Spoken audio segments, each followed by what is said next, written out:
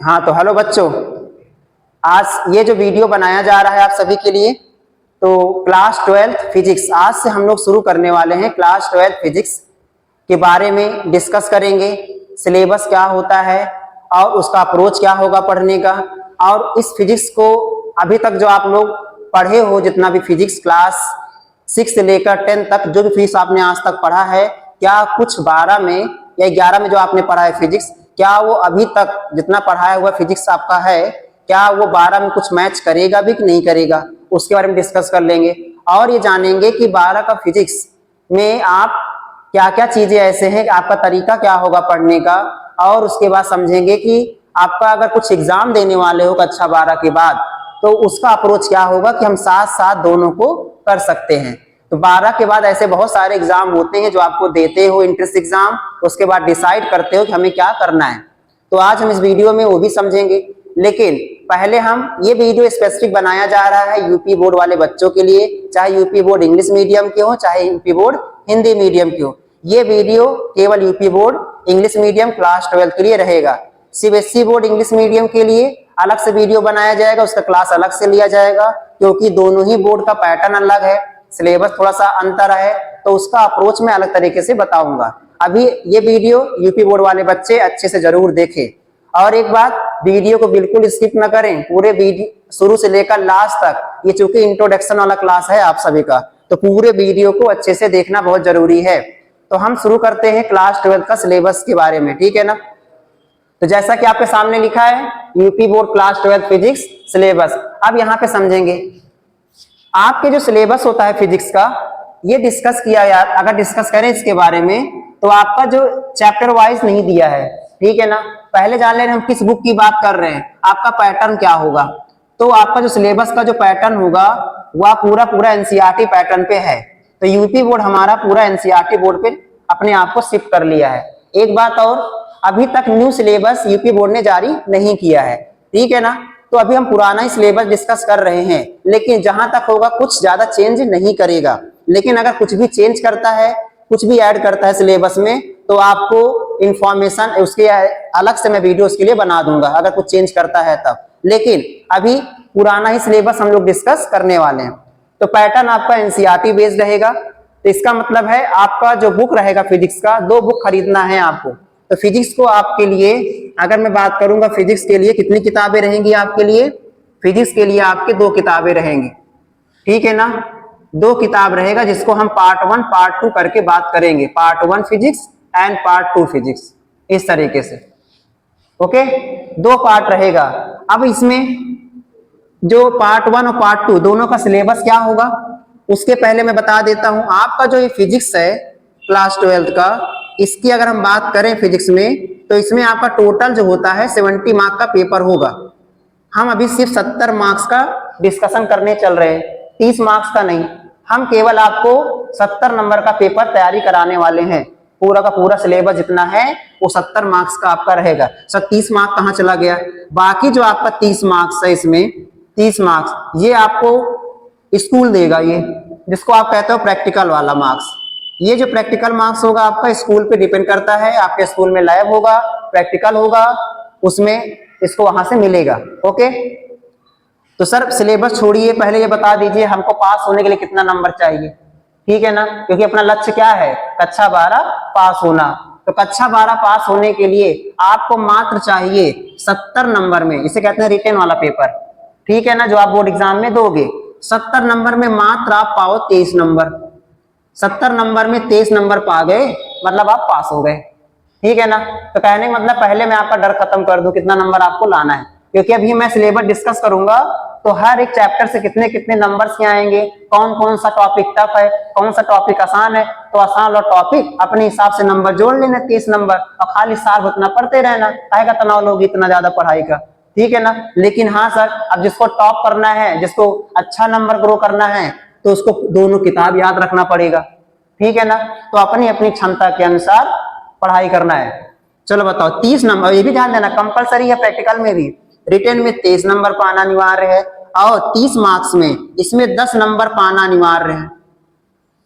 10 number तो यहां पाना अनिवार्य है। इसका मतलब टोटल कितना हो गया आपका, 33 नंबर। अब आप जानते होंगे सर, यहाँ पे अगर टोटल करें तो कितना हो गया 100 मार्क्स। इसका मतलब फिजिक्स का पेपर आपका 100 नंबर का होता है। उस 100 नंबर में आपको पाना कितना है 33 नंबर पाना है।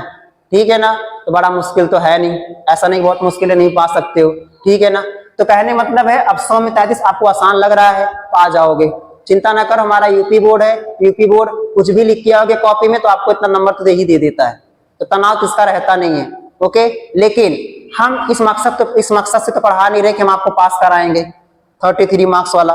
हमारा मकसद है कि पार्ट 1 फिजिक्स, पार्ट 2 फिजिक्स, इन दोनों को इतने अच्छे से पढ़ाया जाए कि जो बच्चे आईआईटी का मेंस देना चाहते हैं, जो बच्चे सीयूईटी का एग्जाम देना चाहते हैं, और जो बच्चे पॉलिटेक्निक का एग्जाम देना चाहते हैं, जो एनडीए का एग्जाम देना चाहते हैं, उनके लिए कुछ फायदेमंद रहे। तो हमारा जो अप्रोच रहेगा, इस तरह से पढ़ाएं दोनों किताब को कि किताब में जो क्वेश्चन को सॉल्व तो कराएंगे ही कराएंगे, साथ में जो कुछ कॉम्पिटिटिव क्वेश्चन होंगे, चैप्टर खत्म होगा तो उस क्वेश्चन को भी हम लोग देख लेंगे चैप्टर वाइज। तो मतलब इसे कहते हैं कंप्लीट स्टडी करने वाले हैं एक साथ। ऐसा नहीं कि हम बाद में फिर इसके लिए अलग से बैच लॉन्च करेंगे फिर मैं उसको पढ़ाऊंगा, ये सब चीजें नहीं होगा। ठीक है ना, पढ़ाई एक साथ करेंगे।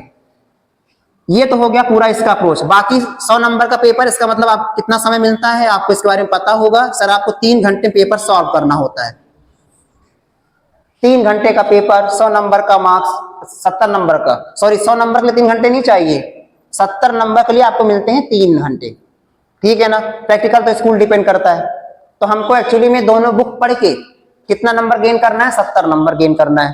ठीक है ना, बाकी अगर आपकी चिंता होगी सर प्रैक्टिकल कैसे होगा, चिंता वाली बात नहीं है, प्रैक्टिकल स्कूल करा देगा, लेकिन फिर भी अगर मेरे से हो पाएगा तब जितना, तो ठीक है ना। तो प्रैक्टिकल वाला केस जितना आपके 8 से 10 प्रैक्टिकल हैं, उस प्रैक्टिकल को मैं डिस्कस कर दूंगा।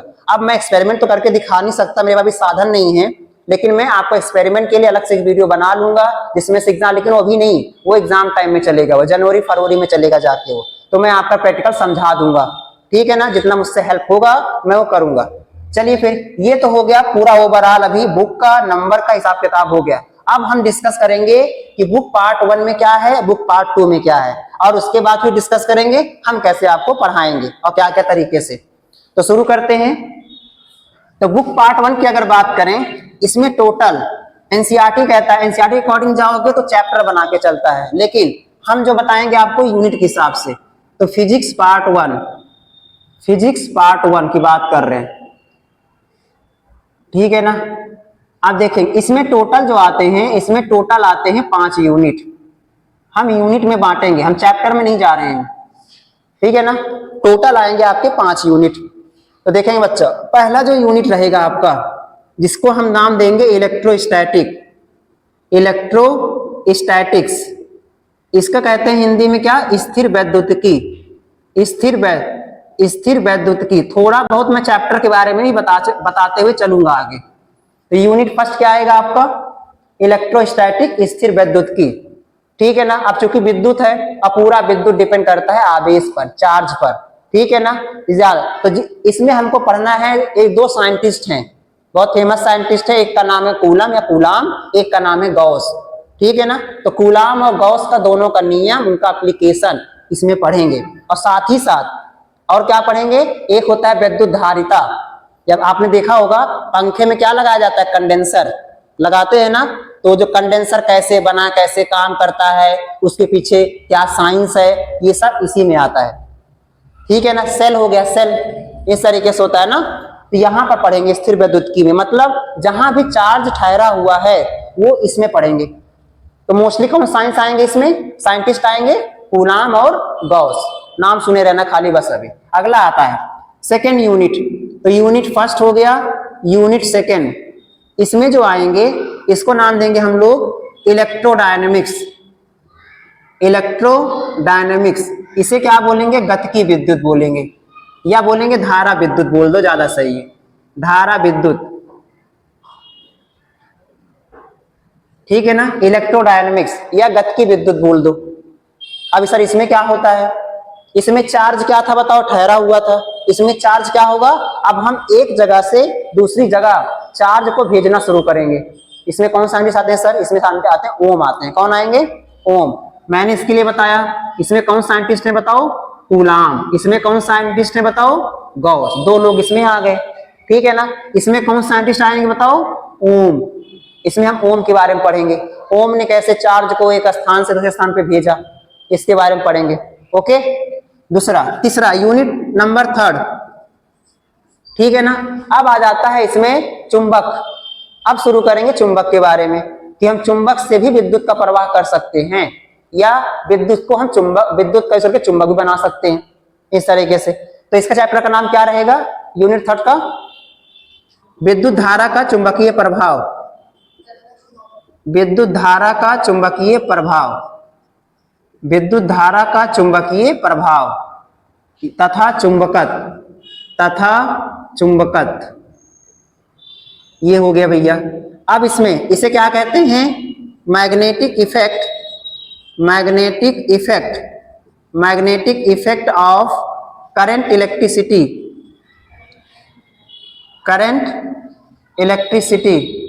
एंड मैग्नेटिज्म, इस तरीके से। ओके, हम जो पढ़ाएंगे आपको बाइलिंगुअल पढ़ाएंगे, मतलब उसमें इंग्लिश भी रहेगा हिंदी भी रहेगा। और हिंदी मीडियम के बच्चे आप सभी लोग से रिक्वेस्ट है कि आप सभी लोग इंग्लिश से भागे नहीं। अब इंग्लिश को एक्सेप्ट कर लें, क्योंकि 12 के बाद जो भी पढ़ाई करने वाले हो, चाहे बीएससी करोगे चाहे बीटेक करोगे, ठीक है ना, या बीसीए करोगे, मैथ वाले बच्चे इतना ही करते हैं ज्यादातर, और तो इसके या आप कुछ और बायोटेक्नोलॉजी करोगे, कुछ भी आप पढ़ने जाओगे, नीट आईआईटी कुछ भी पढ़ने जाओगे, उसके बाद आपका जो होगा ग्रेजुएशन वो सब इंग्लिश टू इंग्लिश में होगा, हिंदी नहीं दिखाई देगा। और यही अब फर्स्ट ईयर का जो सिलेबस रहेगा वो 11-12 के ही समकक्ष रहता है, लेकिन इंग्लिश में रहेगा।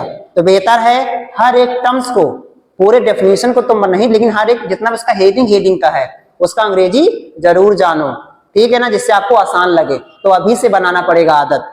ओके, और हम जो आपका जो नोट्स में बना रहा हूँ, नोट्स भी बाइलिंगुअल है, हिंदी में भी रहे इंग्लिश में भी रहेगा, दोनों नोट्स आपके साथ शेयर किया जाएगा। अगर आप दोनों पढ़ोगे ना तो आपको क्या लगेगा, एक बार अगर मेरा नोट्स हिंदी वाला पढ़ो, एक बार अंग्रेजी वाला पढ़ोगे, तो दोनों ही आपको देखना कि ज्यादा अंतर दिखेगा ही नहीं। मेरा इंग्लिश का नोट्स पढ़ोगे ना, हिंदी का भी ट्रांसलेशन ही है, सेम टू सेम मैंने ट्रांसलेट कर दिया है, तो आपको अच्छा भी लगेगा। चलो इसी बहाने मेरा इंग्लिश भी तैयार हो रहा है। ओके, अब इसमें क्या पढ़ेंगे सर? विद्युत धारा का चुंबकीय प्रभाव। तो विद्युत और चुंबक का संबंध, विद्युत और चुंबक का संबंध। तो इसमें एक साइंटिस्ट आते हैं जिनका नाम है क्या? ओस्टेड, या आते हैं बायोट एंड सैवर्ट, इसमें एक साइंटिस्ट आते हैं। लेकिन और ये बहुत सारे, और इसमें एम्पियर आते हैं, और कौन आएंगे इसमें? एम्पियर भी आते हैं। मतलब जितने भी इसमें वाले साइंटिस्ट थे ना, इसमें भी आ जाएंगे, क्योंकि विद्युत धारा का यूज तो किया ही जा रहा है। लेकिन मेन साइंटिस्ट कौन रहेंगे आपके? बायोट एंड सैवर्ट, ठीक है ना। तो मैं चैप्टर वाइज हर एक साइंटिस्ट का नाम बताते चल रहा हूं, याद रखे रहना कम से कम इतना। आगे यूनिट नंबर 4, इसमें क्या पढ़ोगे सर? यूनिट नंबर 4 भी आपका उसमें रहेगा, विद्युत चुंबकीय प्रेरण पे रहेगा। चुंबक से रिलेटेड चैप्टर आपका, ये वाला चैप्टर भी चुंबक से जुड़ा हुआ है। उसका नाम क्या रहेगा? विद्युत चुंबकीय प्रेरण तथा प्रत्यावर्ती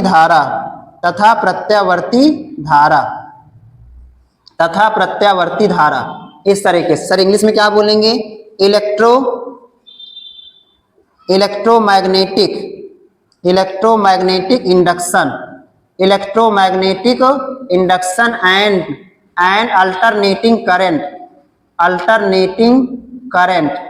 अल्टरनेटिंग करंट।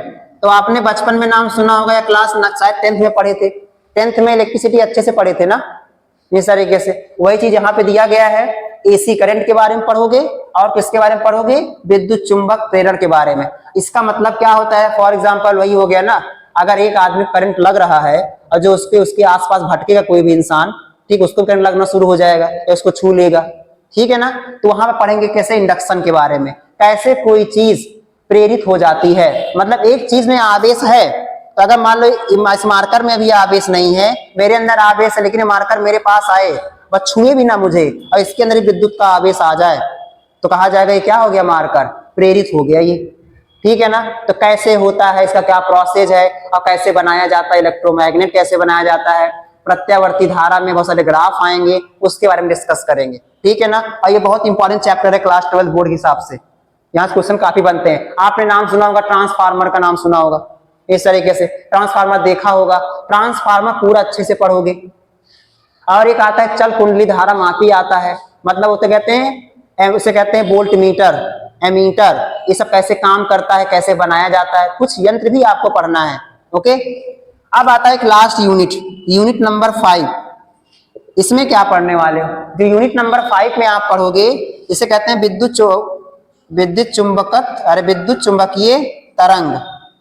चुंबकीय तरंग, इसे कहोगे इलेक्ट्रोमैग्नेटिक वेव।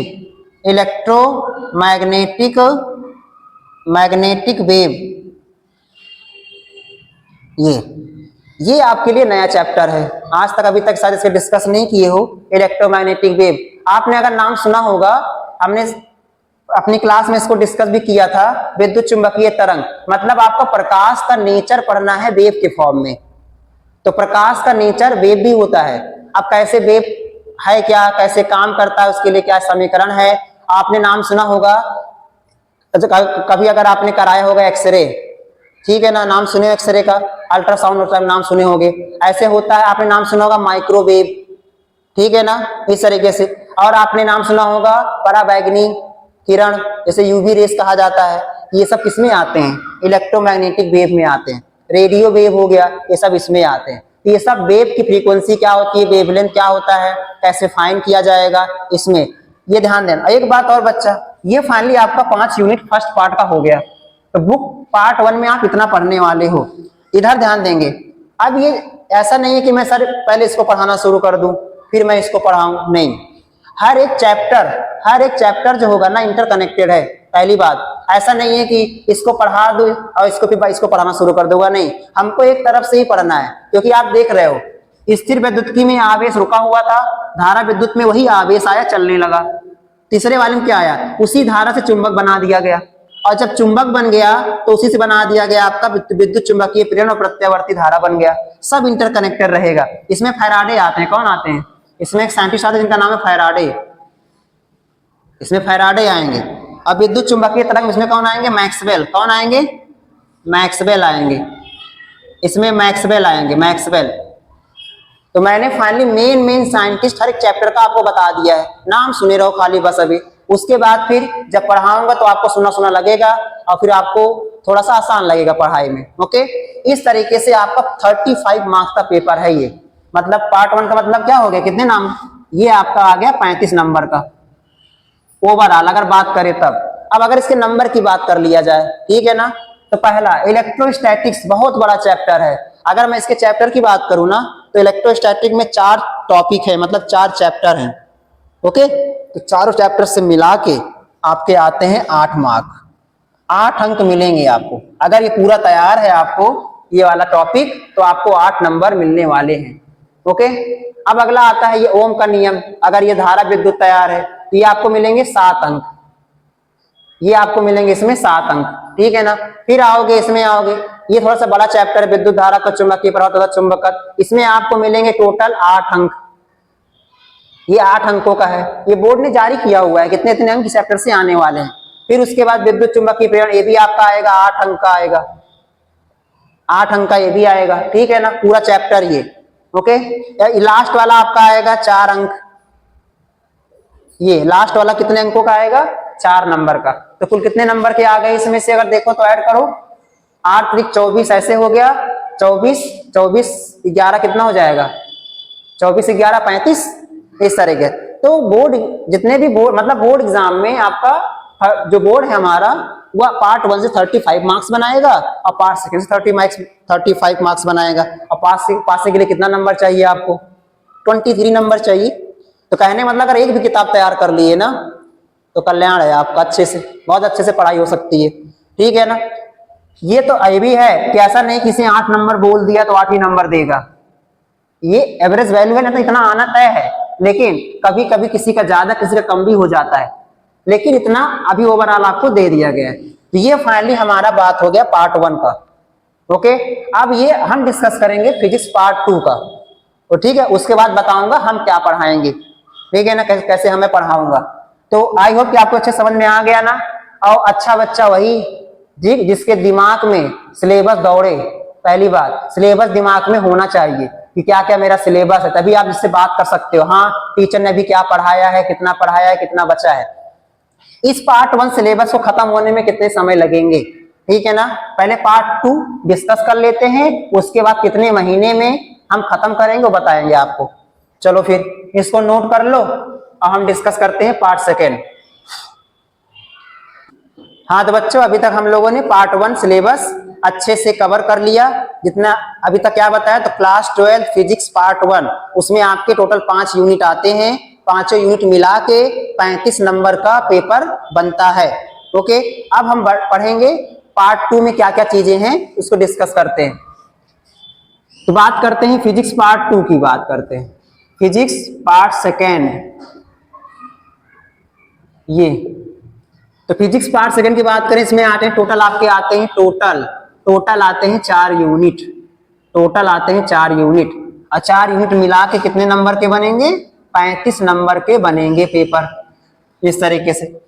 तो पहले क्या होता था बच्चा लोग ना, कि जैसे हम लोग के टाइम में, जब हम लोग क्लास 12 में थे, तो हम लोग के टाइम में पेपर 2 होता था, पेपर फर्स्ट पेपर सेकेंड, मतलब पार्ट 1 पार्ट 2 करके होता था। तो मतलब 35 मार्क्स का 2 पेपर हुआ करता था। लेकिन अभी क्या है, अभी तो पूरा दोनों ही पेपर मिला के 70 नंबर का पेपर बनेगा, अलग अलग तो नहीं होने वाला है, ठीक है। तो यहाँ पे देखें, तो अगर बात करें यूनिट फर्स्ट की, यूनिट फर्स्ट आता है ऑप्टिक्स, जिसे कहते हैं ऑप्टिक्स, इसे कहते हैं हिंदी में क्या, प्रकाशिकी।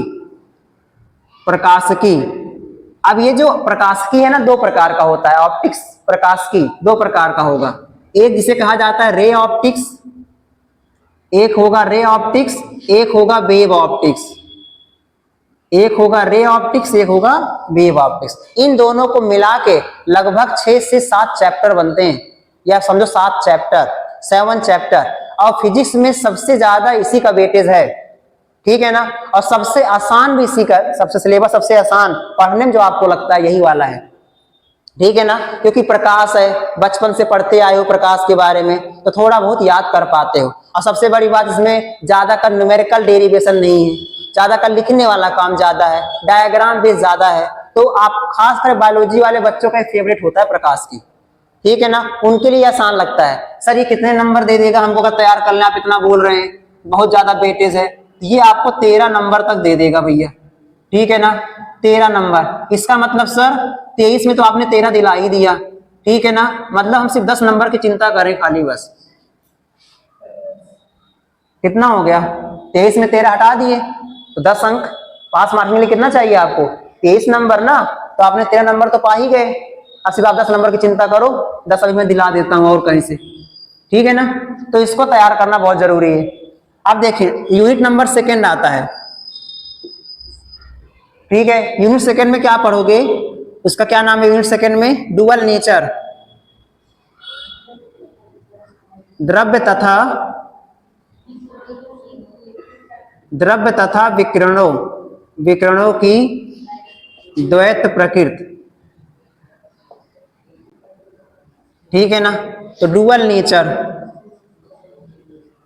Nature of radiation and material है, मैटर लिख देते हैं, matter, dual nature of radiation and matter, इस तरीके से। तो प्रकाश जो होता है वह तरंग भी है, प्रकाश कणों से मिलकर बना है, ठीक है ना। प्रकाश कण की तरह भी व्यवहार करता है, प्रकाश तरंग की तरह व्यवहार करता है। तो कैसे, इन दोनों में क्या रिलेशन है। तो इसमें एक साइंटिस्ट आते हैं, सर आपने साइंटिस्ट का नाम तो बताया ही नहीं। रे ऑप्टिक्स में एक साइंटिस्ट आएंगे, ठीक है ना, जिनका नाम होगा मेकर। क्या नाम होगा, मेकर। आपने एक नाम सुना होगा, स्नेल का नाम सुना होगा। अब इस साथ में आ जाते हैं साइंटिस्ट मेकर आ जाते हैं, ठीक है ना। इसमें प्रकाशिकी वाले में सेकेंड इसमें आए, इसमें आपने नाम केमिस्ट्री में सुना होगा, ये केमिस्ट्री में रिलेट करता है आपको, द्रव तथा विकिरणों की द्वैत प्रकृति के बारे में। आपने डी ब्रॉगली का नाम सुना होगा, ठीक है ना। इसमें वही साइंटिस्ट आते हैं, डी ब्रॉगली साहब, ठीक है ना। डी ब्रॉगली इसमें आते हैं, ठीक है ना। उन्होंने बताया कैसे काम करता है, लाइट और पार्टिकल के बीच में क्या रिलेशन है उसको बता दिए। अब देखेंगे यूनिट नंबर 3 आपका जो आता है, ठीक है ना। यूनिट नंबर 3 में जो आपका आएगा वो आप कौन सा बताया, परमाणु तथा नाभिक। क्या आएगा, परमाणु तथा नाभिक, परमाणु तथा नाभिक जिसे कहते हो। ये भी केमिस्ट्री का पार्ट लग रहा है आपको, काफी कुछ सुना सुना लगेगा। जो क्लास 11 में केमिस्ट्री में पढ़े थे ना परमाणु नाभिक के बारे में, सेम टू सेम वही वाला है। समस्थानिक क्या है, समभारी क्या है, बोर का मॉडल क्या है, रदरफोर्ड का क्या मॉडल है, ये सब इसी में है, ठीक है ना। तो ये आएगा atom and nucleus. Atom and nucleus को हम बोलेंगे न्यूक्लियई बोल सकते हो, अगर इसका लिखेंगे फुल फॉर्म न्यूक्लियई। ओके, अगला यूनिट नंबर आएगा 4। ये आपके लिए नया चैप्टर रहेगा, लेकिन नाम सुने होंगे, जिसका नाम होता है यहाँ पर इलेक्ट्रॉनिक युक्तियां। इलेक्ट्रॉनिक युक्तियां। आज की पूरी दुनिया जो है हमारी इसी पे डिपेंड है, ठीक है। इलेक्ट्रॉनिक युक्तियां, इसे कहेंगे इलेक्ट्रॉनिक इंस्ट्रूमेंट, या इसको कहते हैं हम लोग सेमी कंडक्टर। हम क्या पढ़ेंगे, सेमी कंडक्टर। इसे कहते हैं क्या, अर्धचालक, या इसी में आता है डायोड। अर्धचालक में इसका एक नाम और दे देते हैं, इसे कहते हैं डायोड। क्या कहते हैं इसी को, डायोड। तो अलग अलग बुक में अलग तरीके से नाम दे देता है। ये चैप्टर बहुत इंपॉर्टेंट है, आसान भी है, यहां से एक लॉन्ग क्वेश्चन बनता है, ठीक है ना। 5 नंबर का क्वेश्चन, ठीक है ना, यहां से आना तय रहता है इलेक्ट्रॉनिक युक्तियों से। अब आसान चैप्टर, खाली इसमें थ्योरी पार्ट पड़ता है और बस डायग्राम है। लेकिन हम बता चुके हैं पूरे पार्ट सेकंड में डायग्राम का भरमार है, डायग्राम उसी को बना के एक्सप्लेन करना होता है। ओके, तो इस तरीके से हमारा पार्ट सेकंड का सिलेबस हो गया। अगर इसके नंबर की बात करें तो डी ब्रॉगली वाला कितने नंबर का रहेगा, ये रहेगा 6 अंक का रहेगा। इसको तैयार करोगे 6 अंक पाओगे। और ये परमाणु तथा नाभिक वाला 8 अंक, और ये वाला रहेगा लास्ट में 8 अंक। इस तरीके से 8 अंक, तो 8 कितना हो गया, ये 13 6 19, 8 8 16, तो कितना हो गया पूरा 19 प्लस 16 कितना हो गया 35। इसका मतलब 35 नंबर का पेपर पूरा इससे भी बनने वाला है, ठीक है ना। तो फाइनली हम लोगों ने हर एक टॉपिक समझ लिया। परमाणु नाभिक में मैंने बता दिया कि साइंटिस्ट कौन से होंगे, बताओ। रदरफोर्ड आएंगे, बोर आएंगे इसमें साइंटिस्ट। इसमें इलेक्ट्रॉनिक युक्तियां में हो गया, इसमें स्पेसिफिक जो साइंटिस्ट रहेंगे, इसमें साइंटिस्ट आते हैं, जर्मन आते हैं, एक साइंटिस्ट है जिनका नाम है, इसमें अलग अलग साइंटिस्ट के नाम रहेंगे बहुत सारे, डेविसन आते हैं, जर्मन आते हैं इसमें इलेक्ट्रॉनिक युक्तियां में, ठीक है ना। तो इसके बारे में सब हमने अच्छे से डिस्कस कर लिया। पूरा सिलेबस, अंकों के बारे में 70 नंबर पूरा पेपर आपके सामने लिख दिया गया है। तो फाइनली हम लोग का पूरा सिलेबस, इसका मतलब टोटल आपके पास कितने यूनिट हो गए बच्चा, टोटल जो हमने बता दिया आपका 5 + 4। तो कहने का मतलब है हम लोगों ने अभी तक क्या समझ लिया, फिजिक्स क्लास 12th में टोटल हमारे पास है कितना, 5 + 4 मतलब 9 यूनिट है। 9 यूनिट की पढ़ाई करना है। अभी बताओ कौन सा महीना है, बताओ। अप्रैल आपका स्टार्ट हो गया है। आपका जो बोर्ड एग्जाम होगा बच्चा, वह 15 फरवरी के बाद से होगा, ठीक है ना। आपका जो बोर्ड एग्जाम होगा 15 फरवरी के बाद होगा, ये अभी से जान लीजिए। 15 के पहले तो होता नहीं है, हर साल 15 फरवरी के बाद से ही होता है। चलो एक काम करते हैं, हम फरवरी हटा देते हैं। इसका मतलब हमारे पास जो टाइम है अप्रैल से लेकर, अप्रैल 2026 से लेकर पूरा आप ले लो जनवरी 2027 तक आपके पास पूरा टाइम है फिजिक्स पढ़ने के लिए, या कोई भी सिलेबस जो आपको पढ़ना होगा, ठीक है ना। इतना आपके पास कक्षा 12 में टाइम है। कितने महीने हो गए, अगर मैं बताऊं टोटल महीने कितने हो गए, बताओ। टोटल मंथ, अप्रैल को भी जोड़ी लो तो कितने हो गए बताओ, 10 हो गए कि 11 हो गए, बताओ। चलो अप्रैल, मई, जून, जुलाई, अगस्त, सितंबर, अक्टूबर, नवंबर, दिसंबर, जनवरी, 10 महीने टोटल आपके हो जा रहे हैं। इसका मतलब आपके पास पूरा सिलेबस अच्छे से खत्म करने का जो है 10 महीने के समय है आपके पास, ठीक है ना। लेकिन फरवरी में तो आपका एग्जाम ही होता है, जनवरी में आपका प्रैक्टिकल का ड्रामा शुरू हो जाता है स्कूल में बहुत ज्यादा, ठीक है ना। अभी क्या है कि मैं जो खत्म करूंगा आपका सिलेबस जो चलता रहेगा डेली, आपको डेली अगर एक वीडियो मिलता रहेगा फिजिक्स का, ठीक है ना, तो आपको खत्म करने में समय लगेगा, क्योंकि न्यूमेरिकल मैं बहुत ज्यादा इस बार लगवाऊंगा, तो न्यूमेरिकल में बहुत समय लग जाते हैं। डेफिनेशन डेरिवेशन तो जल्दी जल्दी हो भी जाएंगे, लेकिन न्यूमेरिकल में समय लगता है। समय किस लिए लग जाता है? क्योंकि आपको न्यूमेरिकल आता नहीं, ठीक है ना, लगा नहीं पाते हो, हर न्यूमेरिकल बताना पड़ जाएगा, ठीक है ना। इसके लिए मुझे कम से कम सिलेबस जो खत्म करेंगे अच्छे से, मैं आपका सिलेबस 9 महीने में खत्म करूंगा। इसका मतलब दिसंबर के पहले पहले खत्म हो जाना चाहिए, जनवरी के पहले पहले। तो मैं जो पढ़ाऊंगा आपको डेली फिजिक्स, ठीक है ना, वह दिसंबर तक मैं आपका सिलेबस पूरा कर दूंगा अच्छे से। जनवरी में केवल पूरा जनवरी भर हम लोग रिवीजन में फोकस करेंगे, जितना पढ़े रहेंगे रिवीजन और practice question, previous year question को प्रैक्टिस करेंगे, ठीक है ना। तो जनवरी में तो नहीं जाने देंगे, जहां तक होगा इसके पहले निपटा देंगे। अगर डेली की वीडियो बनाते रहेंगे ना तो हो जाएगा, तो इसका ध्यान रहे। तो ये रहेगा अपना पूरा तरीका, मैंने आपको बता दिया है। शुरुआत कहां से करेंगे फिजिक्स का?